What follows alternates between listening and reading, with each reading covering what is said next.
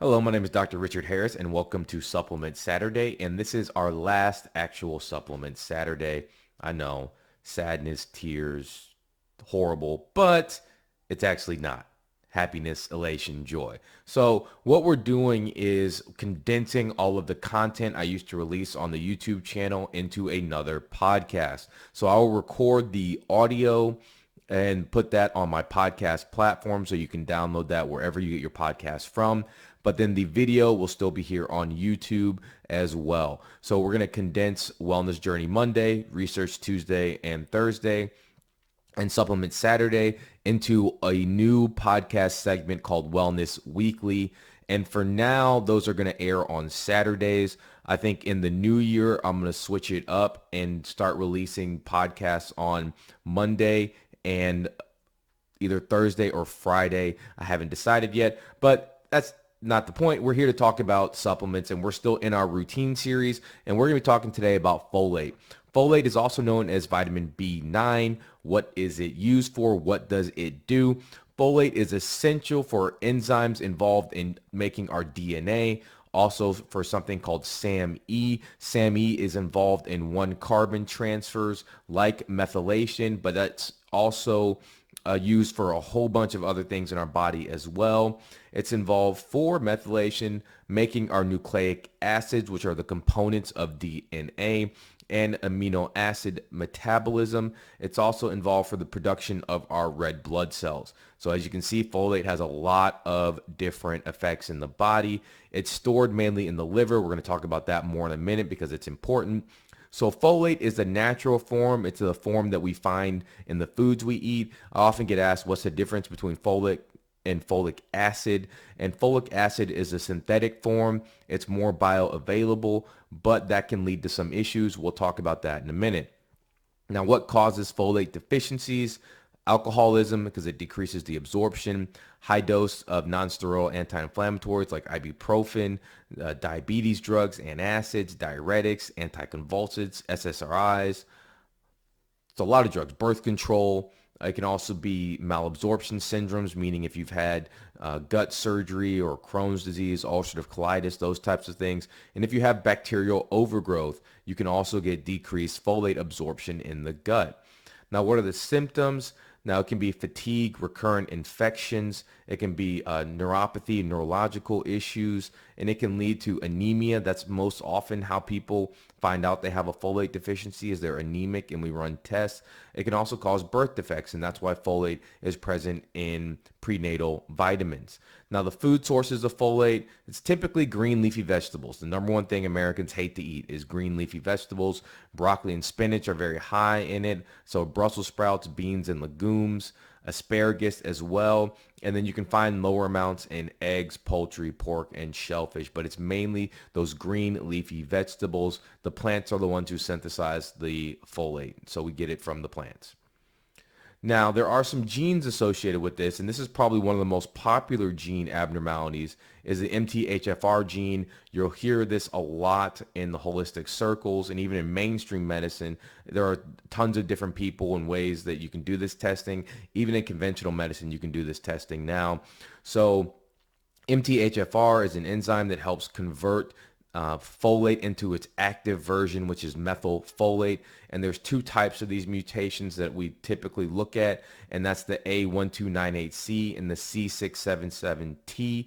And so if you have one copy of the 98C mutation, the enzyme's 10% weaker. Two copies, it's 20% weaker. If you have this C677, then for one copy, it's 40% weaker, and two copies, it's 70% weaker. So you can see severe effects in people who have two copies of the C677 mutation, such as impaired dopamine and serotonin, which can lead to depression, anxiety, poor wound healing, weak mitochondria, so impaired energy generation, excess body fat, poor immune system functioning, and then reduced glutathione production. So this is something that can be very severe and cause a lot of systemic dysfunction if you have two copies of that C677T mutation. We can also take a look at MTHFS. It makes a precursor to what becomes initially methylfolate, and that's very important. And you can also look at the SLC19A1 gene, and that encodes for a protein that carries folate. So how do we test for this? So typically, people will look at folate levels, and that's not the best way to test. And even the RBC, the red blood cell folate levels, may be dramatically inaccurate. And we see this all the time where people have normal serum and normal RBC folate levels, and they still have folate deficiency. So we test metabolites because you want to see what the byproducts that folate is used for are doing. And so that's why metabolite is so important to test. Metabolite testing is so important because you're not just looking at a level. You're saying, hey, what is this being used for? Are the systems, are the processes that it's being used for, are those levels normal? Are those systems healthy? Because we see it all the time where you have a normal folate or a normal B12 level, but then we look at what it's being used for and those processes are off. Those levels are off. So that normal really isn't normal and you need support there.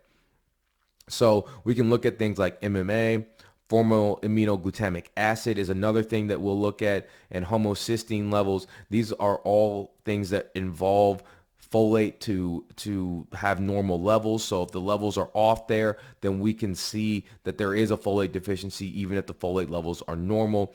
You can also use tests in conventional blood work like a blood count, especially the MCV. That's basically how large the cells are. That can be abnormal with folate deficiency.